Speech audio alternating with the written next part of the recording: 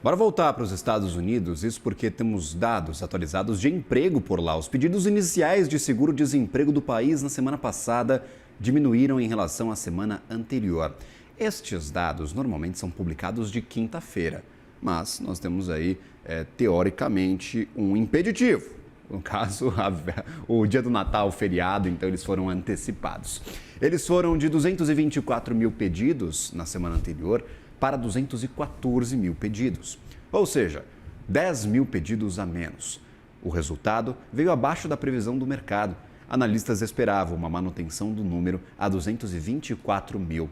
A taxa preliminar de desemprego foi de 1,3% na semana do dia 13 de dezembro, um aumento de 0,1 ponto percentual em relação à semana anterior. O número de desempregados segurados na mesma semana, na semana do dia 13, foi de 1.920.000 pessoas, aumento de 38 mil pessoas na comparação semanal. Para repercutirmos o dado e também, claro, um geral sobre o que está acontecendo com a economia dos Estados Unidos, converso agora com o Bruno Perri, que é sócio fundador da Fórum Investimentos. Sempre bem-vindo à nossa programação. Prazer conversar contigo novamente, Bruno. Olá, Gabriel. Bom dia. Tudo bom? Bom dia aos telespectadores também. Maravilha. Feliz véspera de Natal para você. Eu estou dando feliz véspera da véspera, véspera de Natal. Quero um feliz final de ano para todo mundo que passa aqui na programação do CNN Money. Novamente, agradeço por ter aceito o nosso convite para bater um papo sobre os Estados Unidos no dia de hoje. O que esses dados nos trazem? O mercado esperava um pouquinho de aumento do desemprego. A gente ainda está tentando entender para onde vão esses dados de emprego a partir de agora, já que é preocupação fundamental do Fed. O Fed já deu letra, já cantou bola, dizendo que agora está olhando mais para desemprego do que olhando para a inflação. Qual que é a importância de um dado semanal de altíssima frequência e, claro, como que isso pega os investidores no finalzinho de ano? Olha, Gabriel, acho que você pontuou bastante bem aqui. A gente até conversou um pouco sobre isso, né, em outra oportunidade. Os dados de inflação, né, eles estão um pouquinho contaminados por aquela interrupção na coleta que a gente teve ali durante o shutdown, né? E o mesmo aconteceu com o payroll, que é a principal pesquisa do mercado de trabalho americano, que vem mostrando sim uma desaceleração do mercado de trabalho e uma alta paulatina da taxa de desemprego, o que é importante para desacelerar um pouquinho aquela pressão sobre os rendimentos do trabalho que sancionam os aumentos de preço e retroalimentam a inflação. Então esse dado ele não é tão importante quanto o payroll, mas no momento que o payroll está um pouquinho contaminado por essa interrupção, ele ganhou mais relevância. E o que a gente teve hoje foi um dado levemente diferente das expectativas, né? Como você colocou, a gente tinha uma expectativa de 224 mil pedidos, a gente teve ali 214, mas o que chama a atenção é que esse foi o menor número desde a última semana de novembro. Então, em dezembro, a gente não teve uma aceleração desses pedidos, num momento em que o Banco Central americano está super atento ao mercado de trabalho para entender se uma piora, né, mais sensível desse mercado vai sancionar novos cortes de juros. Então, reforça um pouquinho aquela mensagem que já está mais consolidada de que em janeiro vai haver uma pausa nas decisões de corte de juro e uma reavaliação disso na reunião seguinte, lá para março, né? Perfeito. E aí, por exemplo, quando a gente olha falando um pouquinho sobre discussões, você acredita que por conta desta dificuldade de lermos os dados, por conta da má qualidade dos principais dados analisados pelo Fed, a divisão ainda continua? Cada diretor vai olhar para um lado ou a gente vai ter talvez uma unidade, uma concordância maior entre os participantes votantes do Fed? Olha, aqui tentando interpretar um pouquinho a cabeça dos diretores do FONC, né, que é o Copom americano, eu acho que isso vai reforçar um pouquinho a divisão. E aí, até saindo um pouco do lado técnico, o pessoal, né, o time do Comitê de Política Monetária, ele é bastante técnico, mas mesmo sendo técnicos, eles têm visões distintas em relação à economia. E muitas vezes isso vem ligado até por quem o nomeou, né, a cada diretor, considerando a visão econômica daquele diretor e o que o presidente busca ao nomear aquele diretor. Então, se a gente já teve uma divisão dividida na última reunião, né, a tendência é que a gente tenha uma divisão ainda mais dividida agora, né, havendo alguns diretores optando pelos cortes, porque de fato o mercado de trabalho deve mostrar uma piora adicional no próximo payroll, mas eu acho que a grande maioria, né, considerando que 2 diretores já optaram pela manutenção na reunião anterior, vai ficar do lado da manutenção, juntamente com o voto mais importante. Ele tem o mesmo peso, mas ele é referência para os outros, do presidente do Fed. Perfeito. E aí, por exemplo, olhando para dados de desemprego nos Estados Unidos, o que está preocupando esses diretores? Porque fala-se muito em aumento do desemprego, enfraquecimento do mercado de trabalho. A gente olha isso, claro, pelo payroll, mas também pelos dados semanais de altíssima frequência. Mas, se observarmos a taxa de desemprego americana, está um pouquinho acima dos 4% e é baixíssima, até para padrões americanos. Por que isso está incomodando tanto os membros do Fed? Pois é. E aí eu acho que a gente tem que dividir aqui um pouquinho o que é ruído político do que é o fator econômico, né? A taxa de desemprego no último payroll fechou em 4,6%, ela chegou a estar em 4% esse ano, ou seja, é um aumento sensível, mas não é nada radical. Acontece que o mercado de trabalho americano ele tem um grau de rapidez aos ajustes econômicos, por assim dizer, uma flexibilidade muito maior que o brasileiro. Então, eu entendo que não só esses dados, mas a visão prospectiva para o mercado de trabalho americano, com uma taxa de juros mais contracionista, combinada com alguns outros indicadores da economia que vem mostrando desaceleração, e aqui eu estou excluindo um pouquinho aquela surpresa no PIB que a gente teve no terceiro TRI, mas que já está no retrovisor e olhando para dados mais recentes, causam essa preocupação projetada para o mercado de trabalho. De novo, não é que há uma crise contratada, nem de longe, mas eles se preocupam que isso não deteriore muito, e aí você tem o discurso do presidente Trump, né, que contamina um pouco essa discussão, inclusive, muitas vezes, a forma como isso chega para o investidor ou para as famílias, de que o Federal Reserve está demorando para cortar juros e está prejudicando o mercado de trabalho. O Trump está olhando muito mais para essa sensibilização no mercado de trabalho e para as eleições de meio de mandato que ele vai ter em 2026. Então, ele quer chegar lá com esse discurso de que a taxa de desemprego está nas mínimas históricas, de que ele é o recordista de geração de postos de trabalho. Então, tem um componente político nessa discussão, muito num paralelo com o que a gente tem observado com o Poder Executivo em conflito com o Banco Central aqui no Brasil. Mas, de fato, está muito distante de dizer que existe um problema no mercado de trabalho americano. Pelo contrário, o problema é que ele ainda está um pouco apertado demais e está demorando um pouquinho demais para se ajustar, e por isso que o Fed, do ponto de vista técnico, está fazendo os cortes de forma moderada. Perfeito. Inclusive, a gente tem um cronograma aqui que eu gostaria de repercutir contigo. Peço licença para a gente falar sobre o que o Fed vai fazer no próximo ano. O Federal Reserve, que é esse banco central lá dos Estados Unidos, vai entrar em 2026 sob o risco de viver um dos anos mais fragmentados da história recente de decisões de política monetária por lá. Foi assim na última reunião lá do ano passado. E também as expectativas de Wall Street, a Faria Lima, são de que os números de votos dissidentes podem até crescer, como você nos traz, inclusive. Essa falta de qualidade nos números pode fazer com que a divisão aumente. Isso acontece à medida que os dirigentes se dividem sobre qual que é a maior ameaça à economia dos Estados Unidos: inflação ou desemprego. Um levantamento feito pelos nossos parceiros da Broadcast, inclusive, mostra que o número de dissidentes nas reuniões do Fed pode subir para 4 ou 5 ao longo de 2026. No encontro de dezembro, 9 dos 12 membros votaram a favor de um novo corte de juros. 3 discordaram. Essa foi a maior divergência em 6 anos. Uma das principais mudanças é a troca de comando do Fed com o fim do mandato de Jerome Powell em maio. Trump indicará um novo nome. Dentre os favoritos estão o conselheiro econômico da Casa Branca, Kevin Hassett, o ex-diretor do Fed, Kevin Warsh, e também o atual diretor, Christopher Waller.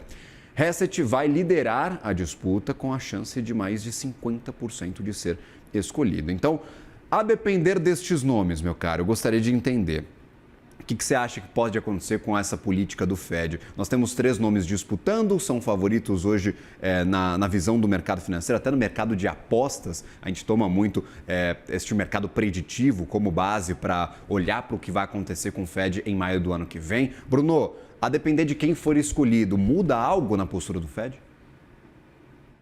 Olha, muda menos do que mudaria talvez aqui no Brasil, onde o protagonismo do diretor, do presidente do Banco Central é muito maior dentro do próprio comitê, né? Aqui no Brasil é raro a gente ver divergência nas votações, né? Lá não tão raro assim, e as divergências têm sido bem significativas, como você bem pontuou.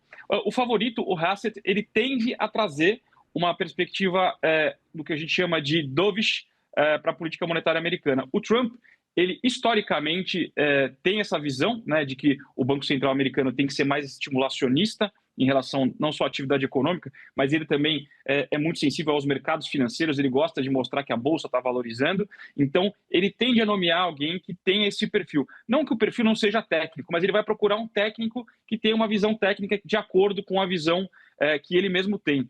E aí o Hassett, por esse motivo, por essa proximidade dele com o presidente Trump, é o favorito. E isso tende a mudar, sim, um pouquinho, porque, no mínimo, o voto muda, né? Mas isso tem uma certa influência, embora não tão grande quanto a influência do presidente do Banco Central dentro do Copom, né? Que muitas vezes muda bastante as características do próprio comitê. Perfeito. E aí, por exemplo, quando a gente olha a divisão geral de mercado, normalmente o que acontece com política monetária aqui no Brasil é determinante para o que vai acontecer com bolsa de valores e câmbio. Lá nos Estados Unidos a postura é parecida ou a gente tem um cenário distinto, em que bolsa não conversa com juro, juro não conversa com câmbio? Eu queria entender um pouquinho sobre esse tripé aí do mercado financeiro que a gente fala sempre por aqui. Eu vou dizer que, na verdade, funciona da mesma forma, só que com anabolizantes, né? Enquanto a nossa taxa de política monetária mexe com os nossos mercados, a taxa de política monetária nos Estados Unidos, ela mexe com os mercados do mundo todo. Então, a taxa de juros nos Estados Unidos não só ela influencia bastante a Bolsa americana, e a gente observa isso já hoje em dia, né? As próprias expectativas em relação às decisões do Fed já mexendo com as cotações da Bolsa americana, mas a gente vê isso mexendo com o dólar globalmente e afeta aí a relação com o dólar das moedas, por exemplo, de países emergentes como o Brasil, e a própria taxa de política monetária, né, a curva de juros e a Bolsa brasileira. Então, a depender do grau onde se está a taxa de juros americana, tem que se praticar uma taxa de juros diferente aqui no Brasil, porque a gente precisa manter um certo diferencial de juros em relação aos Estados Unidos, claro que ponderado pela percepção de risco do mercado e outras variáveis, para conseguir atrair capitais e financiar, né, as nossas dívidas e assim por diante. Então, mexe com a curva de juros do Brasil, mexe com perspectiva para a Bolsa do Brasil e para o mundo todo. Eu diria que a taxa de desconto do mundo é a taxa de juros dos Estados Unidos. Então, seguramente, esse vai ser um grão adicional de volatilidade para os mercados globais e principalmente aqui para o mercado brasileiro, que já vai ter uma volatilidade própria no ano que vem por conta de ser um ano eleitoral. E aí essas perspectivas, essa sensibilidade em relação ao que vai acontecer a política americana lá nos Estados Unidos vai dar um grau ainda maior, né, de complicação para essa leitura. Inclusive, tem gente que fica bravo comigo quando eu falo aqui ativo livre de riscos, me referenciando aos títulos do Tesouro Brasileiro. Falam que, cara, livre de risco é só americano, o resto é tudo spread. Então, temos o spread aqui no Brasil e o ativo livre de riscos lá nos Estados Unidos. Inclusive, quando você vai fazer conta de desconto, quanto que custa um projeto, quanto que ele tem que entregar de retorno, normalmente se utiliza a taxa dos Estados Unidos para fazer esse tipo de conta ou a taxa livre de riscos aqui no Brasil, que já tem embutida essa distinção, esse diferencial de juros entre os países. E aí, por exemplo, queria levantar contigo, efeitos para a Bolsa de Valores. Você acha que perdura a ideia de que cortando juros, a economia vai ficar um pouco mais aquecida, talvez esse seja o driver do ano que vem? Ou essa história, esse medo generalizado de bolha de inteligência artificial, estouro das big techs, vai continuar sendo o tema principal lá em Wall Street? Apesar disso, a gente tem máximas históricas muito próximas aí para os principais índices. Bom, eu acho que são dois temas que eles vão andar concomitantemente, né? Um não vai anular o outro, só que um pode anabolizar, vou usar a expressão de novo, o impacto do outro. Se a gente tiver uma percepção de múltiplos muito esticados, né, no setor de tecnologia americano, e essa é uma discussão latente, e é difícil cravar, né, porque em diversos momentos a gente olhava para os múltiplos da Bolsa Americana, sobretudo ali olhando para as 7 magníficas, né, para o setor de tecnologia, e falar, bom, essas relações preço-lucro estão muito altas, né? E aí o crescimento de lucros era tão robusto que aqueles múltiplos começavam a ficar naturais novamente. Então você tem, por um lado, essa discussão, e por outro é a taxa de desconto, como você bem colocou, né? Uma empresa excessivamente valorizada, né, nessa da percepção do mercado, combinada a uma percepção de que a taxa de desconto não vai cair ou que vai continuar elevada, pode fazer com que esse ajuste na Bolsa americana, sobretudo na Bolsa de Tecnologia, seja ainda maior. E trazendo isso para o Brasil, um sell-off, por exemplo, ou um bear market nos Estados Unidos, seguramente deve afetar a Bolsa brasileira. Não só porque afeta o humor dos investidores estrangeiros, né, e aquele famoso apetite ao risco, como também mexe nos fluxos de capitais. Então, esse é um tema muito importante, um panorama, né, macro aí, global, que a gente tem que manter fortemente no radar, junto com outros, né? A gente tem questões geopolíticas também, no momento que aqui no Brasil a gente vai ter também condições sui generis para as negociações, né? A gente já tem hoje, em 2025, o mercado antecipando, né, eleições, candidaturas, pesquisas, então vai ser um ano bastante atípico nesse sentido. Tarifaço perdeu um pouquinho de protagonismo, um pouco dos holofotes. Aqui no Brasil continua forte, porque afinal temos 50% de taxas em alguns produtos, contra a China continua forte, mas a Europa fechou acordo, o Japão fechou acordo, a Coreia fechou acordo. Ainda há uma disputa interna no ano que vem, aquele acordo entre os países norte-americanos, México, Canadá e Estados Unidos vai ser renegociado provavelmente. Então, isso deve sair um pouco do radar ou o tarifaço deve continuar motivando aí instabilidades no mercado? Qual que é a tua percepção neste finalzinho de ano, depois de tudo que passamos neste 2025, desde o dia 4 de abril, o fatídico Liberation Day lá de Donald Trump, da tabelinha com as tarifas necessárias, o que ele seria... o que seria aplicado, já que os Estados Unidos seriam benevolentes, não aplicariam a tarifa recíproca, mas seria algo bastante elevado? Olha, difícil prever um pouquinho, porque passa muito pela personalidade dos presidentes, né? Mas eu, né, aqui humildemente, entendo que o mais inteligente seria manter essa pauta no radar e ter novos ciclos de negociações entre Brasil e Estados Unidos. Claro que já houve um alívio, né? Existe uma série de produtos, sobretudo de natureza agrícola, que foram isentos dessas tarifas, muito por motivos americanos, né? Os Estados Unidos estavam convivendo com uma alta na inflação de alimentos, e aí eles cortaram impostos em certos produtos para baratear o preço desses produtos alimentícios na mesa do americano. Agora, em ano eleitoral, e isso ficou bastante claro até nas pesquisas de popularidade do presidente Lula, essa aproximação dele, essa capacidade dele de negociar com os Estados Unidos tende a ser bem vista pelo eleitorado.